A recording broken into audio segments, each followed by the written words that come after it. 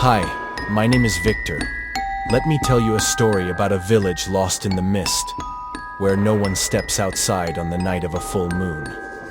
Because when the moon rises, something crawls out of the lake. Something ancient. Something hungry. A new family arrived, unaware of the danger.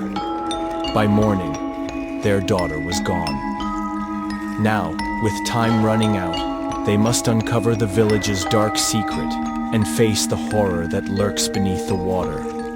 But the lake never gives up its prey easily. Are you ready to hear the rest?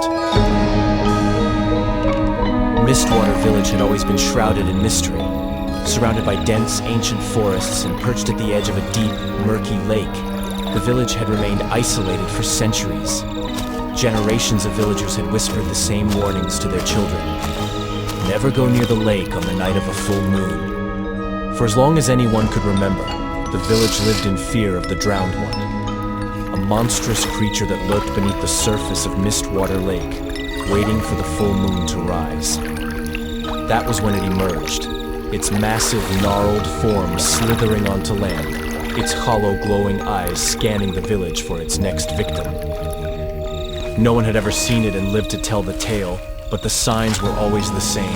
Deep claw marks on wooden walls, large pools of black, slimy water, and worst of all, the silence. No screams, no struggle, only an empty bed where a child had once slept. By morning, all that remained was an open window, cold air drifting into the room. The villagers knew better than to fight back. They had tried once, long ago, and their efforts had only brought more suffering. So they hid. On full moon nights, every door was locked, every candle blown out, and not a single soul dared to step outside. They hoped, prayed, that the monster would take no one, but it always did. On the day of the full moon, a new family arrived in Mistwater Village, unaware of the horrors that lurked beneath the lake. Jonathan and Sarah Whitmore had been searching for a quiet place to raise their 6-year-old daughter, Emily. They had traveled far from the city, hoping to escape the noise and find peace in the countryside. When they found Mistwater Village, with its charming cobblestone paths, old wooden houses, and beautiful lake reflecting the golden autumn leaves, they thought they had found paradise. The villagers had watched them with wary eyes, whispering among themselves but never approaching. Jonathan had found it strange, but he dismissed it as small-town suspicion of outsiders. If only he had known the truth. As night fell, the village changed.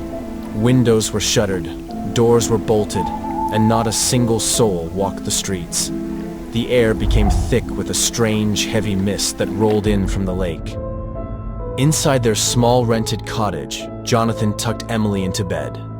She clutched her favorite stuffed rabbit and smiled up at him. Good night, Daddy.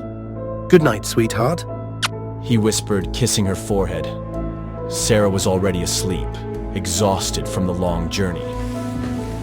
Jonathan lay beside her, unaware that outside, beneath the glow of the full moon, something ancient had begun to stir in the water.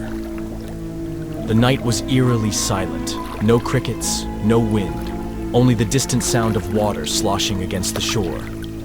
Then came the whispering, faint, almost like the wind through the trees, but it carried an unnatural weight, a beckoning voice, a song without words. Emily stirred in her sleep. Her little fingers tightened around her stuffed rabbit, her breath coming in soft gasps. Then her eyes opened. The window creaked. A cold, wet breeze slithered into the room. A shadow loomed outside, a shape neither human nor animal, its hunched, elongated body dripping with blackened water. It moved unnaturally, limbs bending in ways that defied nature, and its eyes, deep, hollow pits of light, glowed with an unnatural hunger. The whispers grew louder. Emily sat up, her small hands gripping the blanket, but she did not scream. She could not. The thing outside raised a clawed hand, its fingers long and twisted. The window opened without a touch, and Emily was gone. Jonathan awoke to silence. He stretched, feeling the cool morning air against his skin. Something felt off. He turned to Sarah, who was still sleeping peacefully. Then he glanced at Emily's bed. Empty. The blanket was folded neatly, the pillow untouched.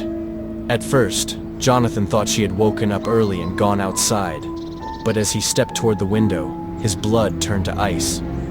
The window was wide open, the curtains swaying in the cold breeze. On the floor, a small pink scarf lay in a puddle of black, slimy water. Emily. His voice was hoarse. Panic gripped his chest. Sarah woke to his terrified tone. What's wrong? She asked sleepily. Emily's gone. That was all it took. Sarah shot up from bed, her eyes wide with horror. She rushed to the window, her breath coming in shallow gasps. Emily! She screamed, running out of the house barefoot into the village. Emily! Jonathan followed, calling her name over and over, but no answer came. The village was empty. The houses were shut, windows barred. The villagers were hiding. They knew. Jonathan pounded on the nearest door. Please, someone help us. Nothing. Another door. Our daughter is missing. Silence. Sarah sobbed, clutching Emily's scarf. Why won't they help us? Then, from the shadows of an alleyway, a voice rasped. You should not have come here. Jonathan turned sharply. An old man, hunched and draped in a thick wool cloak, stood at the edge of the street. His face was weathered, his eyes filled with a sorrow so deep it seemed to stretch through centuries. Jonathan's hands trembled as he gripped the old man's arm. Tell me where she is. Tell me how to get her back. The old man sighed, his weary eyes filled with something deeper than sorrow resignation. He slowly shook his head. There is no way to save her. Sarah gasped, stepping back as if the words had struck her. No, that's not true. There has to be a way. The old man lowered his gaze. The drowned one does not return what it takes. Jonathan's breathing grew heavy, his knuckles white from clenching his fists. He refused to believe it.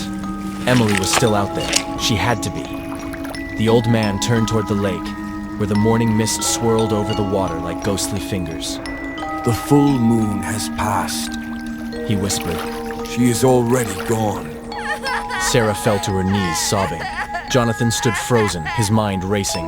No way to save her. No. The mist never left Mistwater Village. It clung to the streets, the rooftops, and the black waters of the lake, swallowing all who dared to defy it. Jonathan and Sarah stood frozen, the old man's words sinking deep into their bones. There is no way to save her. The truth was as cold as the wind that howled through the empty streets. The villagers knew it. The lake knew it. And now, so did they. Emily was gone. No one ever returned from the depths. No child ever escaped the grasp of the drowned one. The lake had taken its offering, and the village would wait in silence until the full moon rose again. For in Mistwater Village, the monster never truly sleeps. It only waits. If you dare, let us know your thoughts in the comments. And remember, some secrets are best left undiscovered. Subscribe for more chilling tales, and don't forget to turn on notifications.